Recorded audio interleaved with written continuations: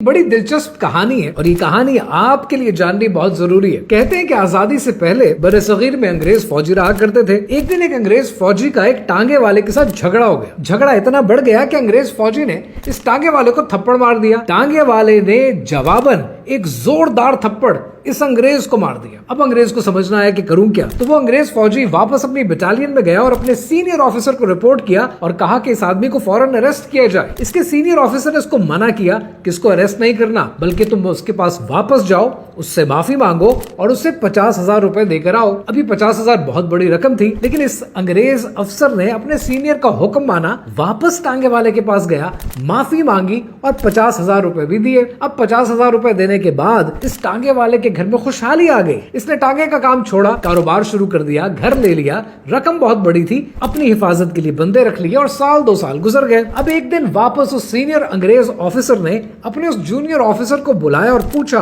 क्या तुम्हें याद है उस आदमी ने तुम्हें थप्पड़ मारा था? अब वक्त आ गया है, तुम वापस उसके पास जाओ, भरे बाजार में उसको थप्पड़ मार कर आओ। तो इस पर उस अंग्रेज फौजी ने कहा कि आपको लगता है कि आज जब मैं उसको थप्पड़ मारूंगा तो वो बर्दाश्त करेगा? उसके पास तो अपनी हिफाजत के लिए बंदे भी मौजूद है। लेकिन उस सीनियर ऑफिसर ने कहा कि जैसा कहता हूं वैसा ही करो। लिहाजा कि अंग्रेज अफसर वापस उस टांगे वाले के पास गया जो कि अब एक मालदार इंसान बन चुका था, और इस मालदार इंसान को भरे बाजार में उसने थप्पड़ मारा। ये टांगे वाला जो अब मालदार इंसान है, इस जमीन पे गिर गया, लेकिन जवाबन कोई कार्रवाई नहीं की। इस अंग्रेज अफसर को खुशी तो महसूस हुई, बदला पूरा हो गया। वापस अपनी बटालियन में गया और अपने सीनियर ऑफिसर से पूछा, आपको कैसे पता था कि वो मुझे आगे से थप्पड़ नहीं मारेगा? तो सीनियर ऑफिसर ने कहा कि जब तुमने इस टांगे वाले को पहली बार थप्पड़ मारा था, इसके पास अपना कुछ भी नहीं था, सिर्फ अपनी इज्जत थी, और उस इज्जत को बचाने के लिए उसने तुम्हें थप्पड़ मारा। लेकिन जब तुमने उसे 50,000 रुपए दे दिए तो तुमने उससे उसकी इज्जत खरीद ली। अब वो जिंदगी भर तुम्हारे आगे सर नहीं उठा सकता।